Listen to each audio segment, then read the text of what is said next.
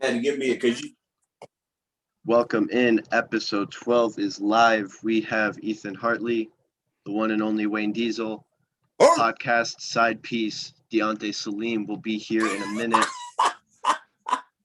Philadelphia versus Atlanta over Ethan Hartley, unbiased 76ers fan. How did this game two go down? There's still things that I think need to be fixed. I mean, Atlanta did lead by 1 point, and then Shake Milton comes in the game and just abominates this team. But it's better to see that Simmons is guarding Trae Young. I think that was something that needed to happen from the start. I don't know why Doc Rivers chose to put Danny Green on him, but obviously a win is a win. I'll take it. They'll go into Atlanta. Obviously, Atlanta now has a chip on their shoulder if they haven't had one all year, especially after what happened in New York. I would like to see Ben be more aggressive. I don't think it really takes Embiid 40 points to win a game by like 10 plus. I think if everyone else gets more involved, especially Danny Green needs to shoot the ball better. Bench was looking awful at one point. That first half bench production, that's about as worse as it can get for everybody involved. So yeah, those are my unbiased thoughts. Wayne, the 76ers came back. Didn't seem like with a vengeance at first, but they did come out on top. What adjustments did you like that they made game two?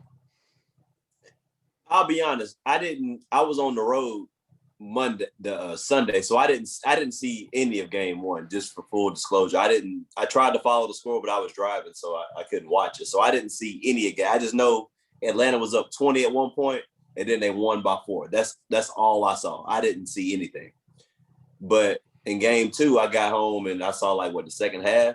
So, but I've seen Atlanta play and I've seen Philly play a lot. I've seen them both play a lot. And the keys I know is Trae Young is the key. He's the best player, but he's not the most important. So if you stop Trae Young, everything else goes away. But he's always looking for everybody else.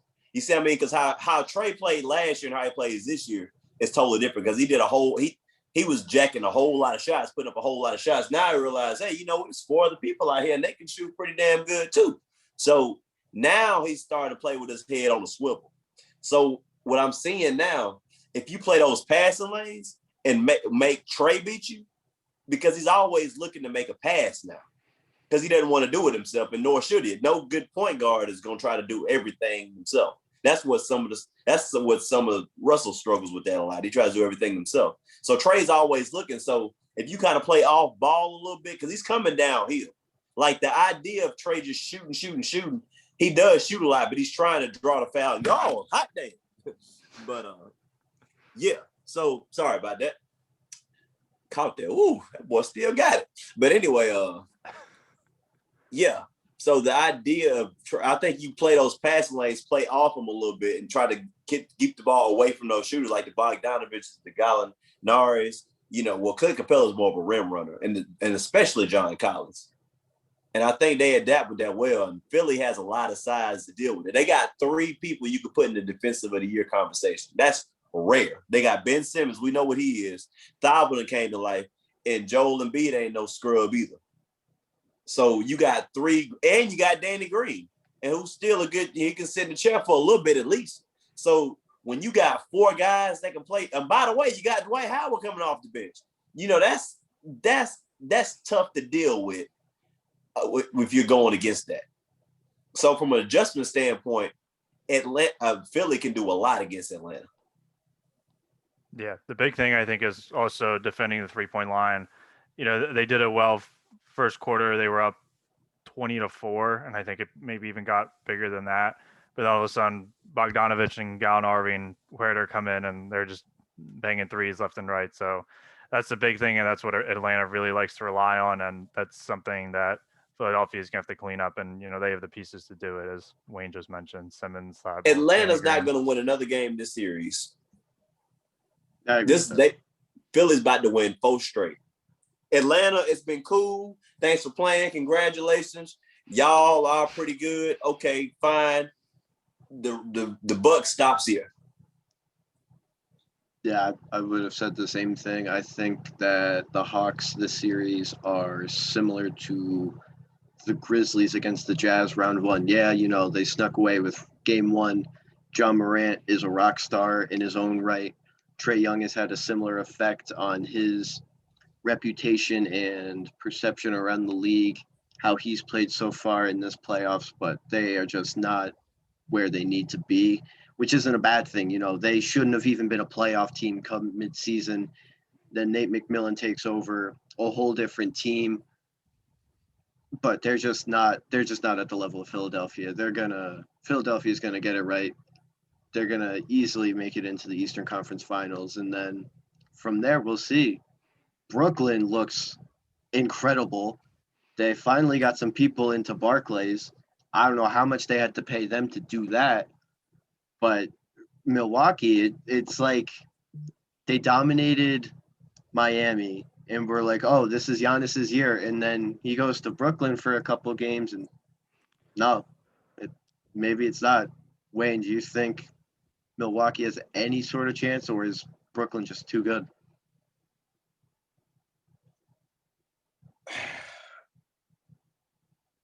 Man, listen. I had Milwaukee winning it all. I had the Bucks winning the championship. I told you there's a difference between flashy teams and tough teams. And Milwaukee checked all the tough boxes. They got their superstar in Giannis. They got a supporting cast. They got a good coach. They got depth. They got all this, and they healthy. Well, up until 2 weeks ago, they was healthy. Now DiVincenzo's gone. So before that, they were fine. So they were good. So, and it was lining up. And I'm not really. Here's why I was not sold on the Nets, because there's so many reasons why. To me, it was glaring why they shouldn't be the favorite coming out the East. I had them not coming out the East. I thought Philly was better, and we'll see. And I thought Milwaukee was better. I thought both of those teams were better than the Nets, because the Nets, they lack a lot of size down low. They got defensive issues. They had health problems all year. They hadn't been playing together. And then, Kyrie was, taking games off and, but, even these mental breaks, and that's fine, whatever, I ain't gonna get into it. But, he really wasn't serious about it. And then he had, came out with this thing, I don't, basketball ain't really that serious to me. It's cool, but, it's not the end all to be all. And you had KD, who's just, he don't really like the media like that. He's kind of nicing it up now. But at the time, they were just between the media, the injuries, defensive stuff. It was top heavy with the big three. I wasn't sure what I was going to get with Blake Griffin and the whole cast. So I just wasn't sold. I was not. And I didn't think, but man, when the rubber meet the road, they turned into another gear. KD is hotter than fish grease on a July afternoon. Kyrie been watching Uncle Drew and he got game all weekend. James Harden ain't playing, which is even scarier. Blake Griffin think it's 2010 all of a sudden. And the supporting cast has shown up. I'm like, wait a damn minute. So despite all that, the talent just supersedes everything. So I'm not sure that I think this is the 83 Sixers. This is the 86 Celtics. This is the 2001 Lakers, the 96 Bulls, 2018 Warriors, the 05 Spurs, 06, whatever that year was, that dynasty run where they won like all them. This is Destiny's Ride, and we just here for the watch. It's going to take an act of God and 12 disciples to beat this team in 7 games. Ethan, before you go, I do just want to say one thing. This is a sports podcast. I do that. I want to stick to its roots. Does fish grease get hotter in July or something just because it's warm out? Man, let me tell you something. See, I'm from Alabama down south. where it's hot. You know what it's like on a summer day in July in Alabama? No, sir. Here's what it's like. You take a shower with your clothes on. Yes. Get out the shower and go outside. Welcome to Alabama, Sports Wave. That's what it feels like. Now, you combine that feeling on top of the fact you over there over some hot-ass fish grease. And you put that feeling, guess what you got, ladies and gentlemen? You got Kevin Durant, hot as hell. That's what you got. You got humidity heat on top of sun heat, summer heat, and you got grease heat. So, like, what temperature are we looking at? Like 300? You looking at 219 degrees. Exactly, like precisely. Possibly 17, depending on what time of day it is. Okay, I understand. Yeah, that's pretty hot. You damn right it's hot. Yeah, I mean, like, that's hotter than the average shower, for sure. I mean, I've never personally bathed with all of my clothes on. I've left, articles on here and there, but I can imagine, that's probably how KD feels. That's exactly how he feels. And he's showing it. Wow. Yeah. On the other side, I still don't know how to gauge this Brooklyn team. That's the bottom line. Milwaukee's playing like garbage. Chris Middleton looking like his days in Detroit, if they even existed. Drew Holiday does this thing, but it's not up there enough. It's still hard to gauge how good exactly Brooklyn is, because also James Harden isn't playing. Like, how is this team going to match up with anybody in the West yet? I mean, we just don't know, I feel like, and they haven't. I mean, we thought Milwaukee was going to be a good team. I thought Milwaukee was going to be a good team. I also picked Milwaukee to win. I picked them to win in 7, and we're just not seeing it. And I think there's still this question mark on what Brooklyn can be when they put all their eggs in one basket and just go full steam with offense. It's going to be re-damn ridiculous is what it's getting ready to be. That's exactly what it's going to be. Look, and I get why you picked Milwaukee. I did this. Here's what's happened with Milwaukee. Mentally, they have been defeated. Because what the Bucks have done, what the Nets have done, they have successfully taken the Bucks out of their comfort zone. Because number one, you can't just outshoot this team. What you're not going to do is outscore Brooklyn. I don't care who you have. Giannis, for him to beat this Nets team, he's going to have to be something he's not. He's going to have to be a jump shooter, a pick and pop, high screen and roll type of guy. And that's not him. You know what I mean? Because he's been driving down, and he's great at taking it to the rim. But we've seen this. We've seen this with all the greats, whether it be Jordan, Kobe, Westbrook, George Gervin, whoever, anybody with depending on athleticism, Vince Carter, people like that. We keeping your ass on the floor. And guess what they do? They developed a jump shot. Jordan developed a nice jump shot. Kobe developed a nice jump shot. LeBron was another one. He developed a nice jump shot. Vince Carter kept stayed in the league because of his jump shot. Blake Griffin, another one, although it was injuries that kind of messed him up. But, he developed a jump shot. And until Giannis develops a jump shot, he's going to have the same problem. Because he can score, but he can only do it one way. So until he takes that next level, they're only getting so far. And maybe they would have gotten a little farther, but, this Nets team exists in 2021. So what they've done, they're defeated because there's not an adjustment they can make that's going to counteract the scoring. There's nothing that can be done. There's nothing they can do. So, and we saw that with Boonhose. He's on the bench, and he just sitting there looking, man, what do I do? Giannis has been mentally defeated. Drew Holiday knows there's nothing he can do. He can't do anything with Kyrie. And by the way, James Harden's not even playing. There is nothing that can be done. They just got to sit there and deal with it. Now, what I want to see from Giannis, let me holler at you real quick. Can I talk to Giannis real quick? Absolutely, sir.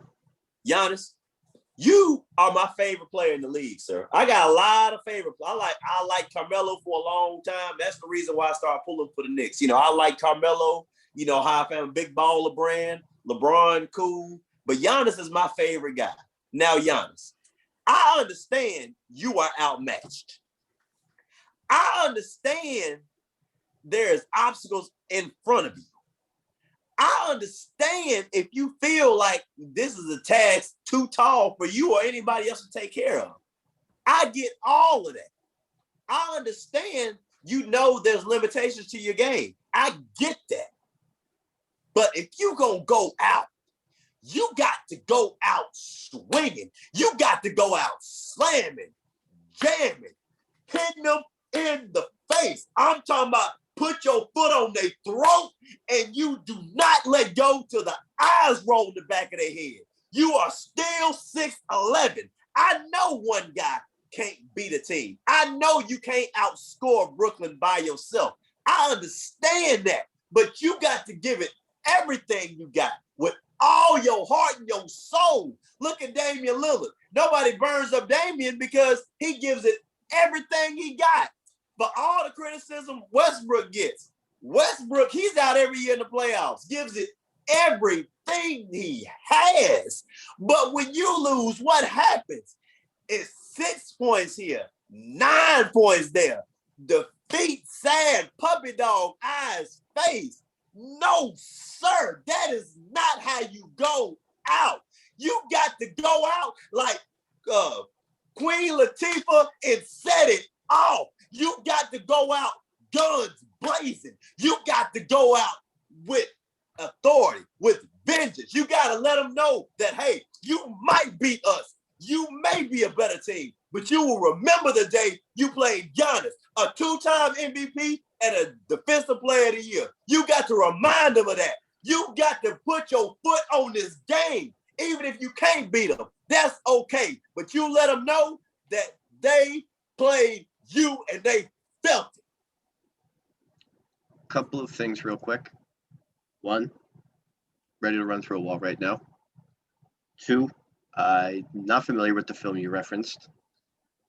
3, if you are listening on Spotify, Apple, Anchor, all of our many platforms, podcast side piece, Deonta Saleem has joined us. And I mean, Giannis needs to step it up. You're absolutely right. I do want to switch now to the Suns and Nuggets. Suns taking game 1. Deonta, you have graced us with your presence. How did game 1 go?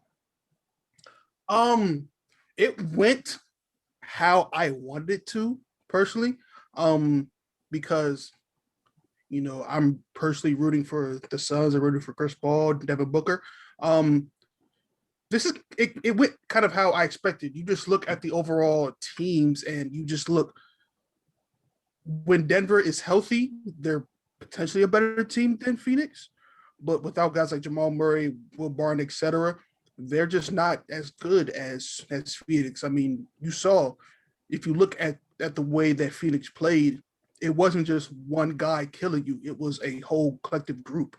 Like, you know, it wasn't like one guy taking 30 shots. Like, everybody got a good amount of shots, and it was a real great team effort. And one thing that's underrated that I've been, you know, harping on for a while, Phoenix having fans back, well, just the overall NBA having fans back is, you know, really bringing back that, you know, that home court advantage. I mean, we saw last year in the playoffs, in the bubble, home court advantage meant nothing. It's just who came out, who was tougher, and, you know, who was the better team. So when you have, you know, that crowd behind you, you know, 15,000 people, you know, screaming everybody's name and just yelling, it's going to have an advantage for the home team. So that's what that, you know, I really took from the game last night. Yeah. In the first series with Portland, they could kind of run with Austin Rivers and Campazzo so far, just because nobody on Portland could guard Michael Porter Jr. Yusuf Nurkic was doing a half-average job to contain Jokic, and now you're facing a Phoenix Suns team that's obviously healthier, and they have the pieces to cover what what Portland couldn't do in the first round. DeAndre Ayton's bringing it more against Jokic. He's obviously going to get his, but in hustle and defense, you have to do what you can. And I mean, no one's going to guard Devin Booker on the other side. It didn't happen in the Lakers series, and it's not happening now.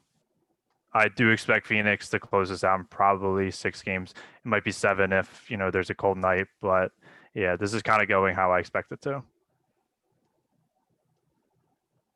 Wayne, if you have caught your breath, I would like your input. The Suns have something that every team should have. They got confidence because they beat the Lakers. Because a lot of people didn't think Phoenix was getting out the first round, and maybe the Suns thought they could, but they were pretty much counted out. Everybody had, it's just game 1 and Lakers, but nevertheless, they beat the Lakers. And so, we beat the Lakers. And at the time, the Clippers, I had the Clippers coming out the West anyway. I still do. But, man, if we can beat the Lakers, then LeBron, we can beat anybody. And we going against Denver. I'm sorry. We have a Hall of Fame point guard in Chris Paul and Devin Pressure Cooker Booker. They do not. So what we getting ready to do? We getting ready to get out here and act a fool. We're just better than y'all. He broke Stephen. He broke him. Oh man. How hot could Pressure Cooker Booker get on a July afternoon in Alabama with fish oil in them? How hot can Pressure Cooker Booker get? He can't get fish grease hot. That's reserved. But you know what? He can get Kingsford charcoal barbecue hot. Not peanut oil hot? No, not peanut oil. It don't get hot like that charcoal. All right. Because you can't even stand in front of the grill with that charcoal. You got to stand to the side because you let off your hood and the heat gets all in your face, and you can't sit there in front of it. Remember, Pressure Cooker Booker gave us 70 before. He's breaking them. You ever try wood pellets, Wayne? Like those are pretty big with like the Traeger grills and the egg ones. You ever mess with those? I haven't cooked with it, but I've had some burgers that's been cooked with it. Yeah, I haven't used low it and slow. That's the way to go. They got like applewood ones and nice varieties really. I hear if you mix and match them, it's quite nice flavor palette. Well, you know what? We might see them wood chips in game 2 because they're gonna pick up right where they left off. In the Valley of the Sun, they barbecuing in all varieties using propane, charcoal, wood chips, bonfires. You might see some fish grease out there. We might. You never know. And all of a sudden, Chris Paul, that shoulder looked pretty damn good, y'all. He may have been playing with a prosthetic in round 1, but that bad boy now, he ready. Yeah, you put some wood pellets, a little lighter fluid, and a pressure cooker Booker, you get a Devon bomb. Exactly. I don't want to talk about the Clippers and the Jazz. The Jazz are going to win in 6, and they're going to retire those incredible City Edition uniforms in style. Quinn Who Snyder, gonna win in 6? Utah. Win what? They might win game 1. Mr. Diesel. They gonna win against the Clippers? In 6 games, yes, sir. With Kawhi and Paul George and Rondo and Reggie Jackson, them? I could have said 5. I wouldn't mean it. I mean 6. You don't mean 6 either. No, I feel more confident in 6 than 5. So I'd have to say I can see Utah giving them. It's just a matter of is Paul George going to man up, because we saw him, he stunk up the joint in round 1, and we saw we all know what Kawhi can do. Kawhi's the top 5 player in basketball. We know what he can do, and we've clearly seen that Ty Lue can make the adjustments when necessary. But at the same time, Dallas was nowhere near the same defensive team as Utah. So that's going to be a daunting task. So I feel like, a real X factor in this is Paul George, because we've seen, people call him pandemic PG 13%. I mean, you just don't know what you're going to get out of him. That's a good one. I never heard that one before. Yeah, it's just like that either. That was good.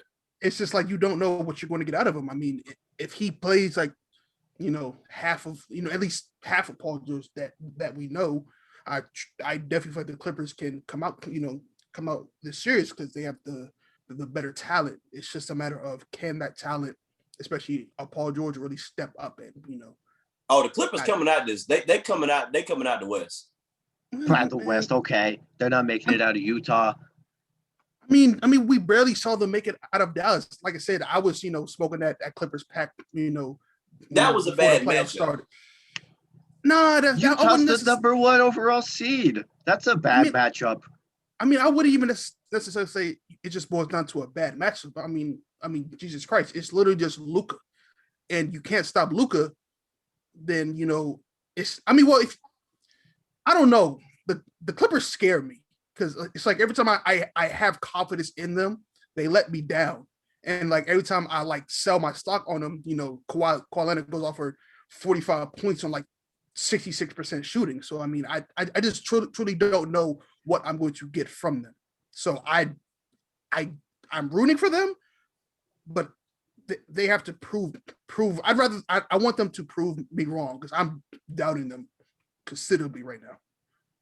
Yeah, I came on here last week and I said Dallas was going to pull away just because they were the best player in the series. I was wrong, and I'm still going to go against the Clippers. It's just top to bottom. It's a huge cultural issue. It's the same crap every year, and you're not going to shake it until you sell the entire team. And as long as they continue to run with it, at some point it's going to fade out. They barely escaped the series, and Utah is just better top to bottom. The might be 6 games.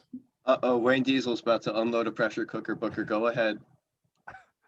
Fire off some of the wood pellets. So y'all really sold on the Jazz coming out. It's not even that we're like sold on the Jazz. The Clippers give us no reason to believe in them, and Ty Lue is like not the guy. Ty Lue is like an above average coach. Kawhi Leonard is like, yeah, great. Paul George, kind of bad. Reggie Jackson, once his glasses are fogged up in that dense Utah air, it's over. Rondo just gets mad at everybody.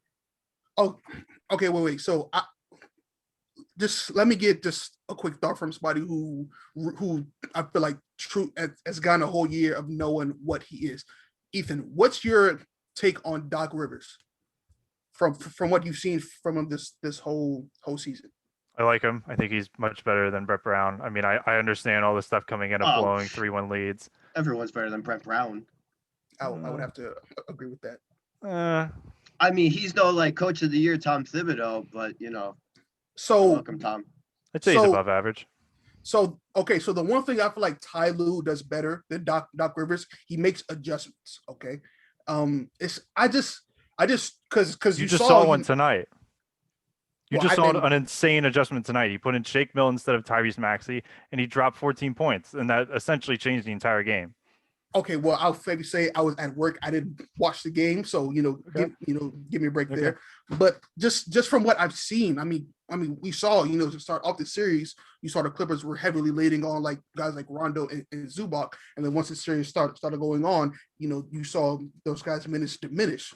So I clearly see he has the ability to make adjustments. It's just once again, it's just a matter of can the players that that he really count on and he feels like it's a good matchup, can they come out and really give them what they need? But at the same time, it's still the damn Clippers, and like I love Kawhi, but it's just something about them that just I love Kawhi. It's just something about that damn team that I just can't get behind, and they always let me down. I don't know. It's everybody as a whole.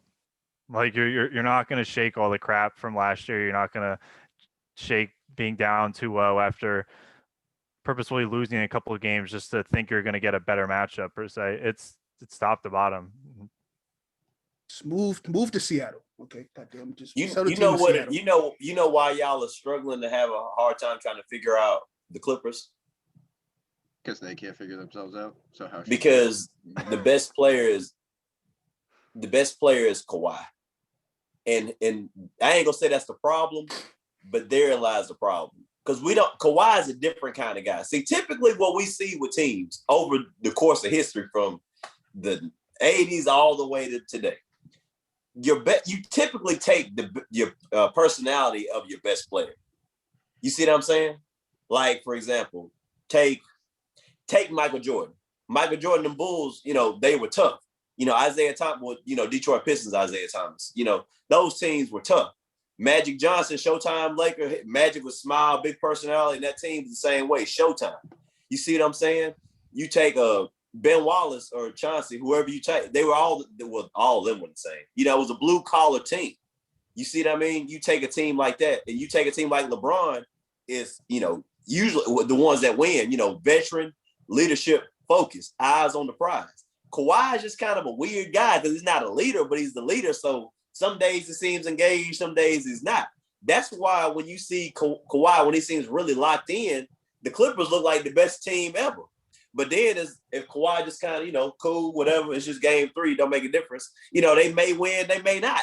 It took them being down 0-2, like, oh, snap, we can get put out if we don't stop.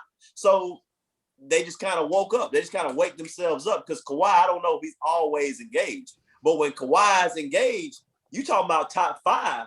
I feel like Kawhi is a top 2 player when he really wants to be. The problem is he doesn't always want to be that. And that's why I don't have the Clippers winning it all together because Kawhi is not engaged all the time.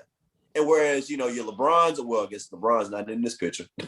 But you know what I mean? Your KDs are engaged all the time. You know what I mean? Your Chris Pauls are engaged all the time. You know what I mean? For sake of conversation, I don't think they're going to beat the Suns, but, the Jokers are engaged all the time. You see what I mean? Kawhi is, kind of here and there. But they have enough talent alone, they can get out the West. Absolutely. So that's what it is. Your team takes the identity of your leader. And Kawhi is the leader, regardless if you like him or not. I don't like him as a leader, per se, because I like my guys a little more vocal. But nevertheless, he's a leader, and they've taken that identity. You understand what I'm saying? Y'all see what I'm saying? So that's why the Clippers look so, high and dry, hit and miss sometimes. So the best way I can describe it, it's like Kawhi. He has the personality of he has the talent of a 1, but he has the personality to be, kind of just that backup star player, that role player. Even I don't know what to make of Paul George. He's goofy. And then you look at guys like Rondo, he's kind of, I guess he's been called a flake, on numerous occasions in Chicago and then, in Dallas. So he's not really I guess you wouldn't call him a leader. And then they don't really have, like I said, they don't have a true leader. I mean, you saw when Kawhi was in San Antonio, they had guys like Duncan, Parker, Ginobili, etc. And then when he was in Toronto, he had like Kyle Lowry, and they kind of had that underdog mindset. Now they just have a bunch of talent, but they don't really have an identity. So I definitely agree. They just don't. I just don't know what to make of them.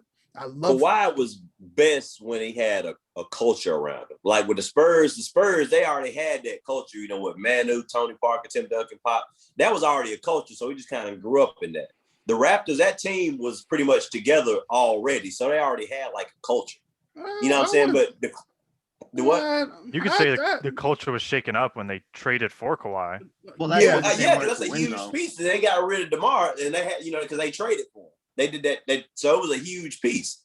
So it shook up, but it was already like we knew the leader was Kyle Lowry, and they had been going to the Eastern Finals every year. So they knew what they were. They knew what they could be. They knew what they were trying to do. The foundation was already set. Whereas this Clippers team, it was pretty much ground up because Kawhi signed there, and then they traded everything for Paul George. So it was a totally new team. You see what I mean? That outside of the DeMar DeRozan trade, the Raptors were pretty much already there. It was just a trade hit and miss in there. The Spurs were already, solidified. That Clippers team it was a whole new team. Yeah, except for Except for Doc Rivers' silly ass. Well, yeah, except for Doc. And I still think Doc was scapegoated, but No, he was. it is what it is. And after that game is up 3-1 over and making team dinners and the game ain't even over yet. All right, we're gonna bring that up every time now. Can I curse here just for no? Yeah, go ahead. We only got like 30 seconds left though, but yeah. This fucking for it. goofy ass bald head Doc Rivers. What are you making dinners for when the game ain't even over? You fucking idiot. Can't stand that guy, man. Yeah, all right. So cool. You hear that, Doc Rivers? The Wizards fan doesn't agree with what you're doing. Nice. Hey, we both lost in 5. Hey, Coach of the Year, Most Improved, nominated for Sixth Man of the Year, gonna get Kawhi. That's fine. Speaking of things getting that are new, Sportswave has a brand new football podcast later this week, Sideline to Sideline. Some of the best minds that we have involved. Bryce Martino, football analyst on Instagram. X, of course. Yeston Harris, Chris Mullen, Andrew Tolba. Chris Mullen? That's his name. You didn't know that? Chris Mullins? No, not that. No. This one's like way younger, smarter though. Oh, it's another guy, just the name Chris Mullins. Yeah, just Mullen. Okay, I was thinking about the Melon, Pacer, both of you. the Warrior Run TMC. I was like, what? Anyways, we had a great interview yesterday with Drew Stoltz of the Golf Subpar podcast. We got a great interview tomorrow with Bill Pito of the MSG Network. A lot of good things in the works. Wayne and I got a podcast on Friday. Ethan's got a great UFC preview article coming out later.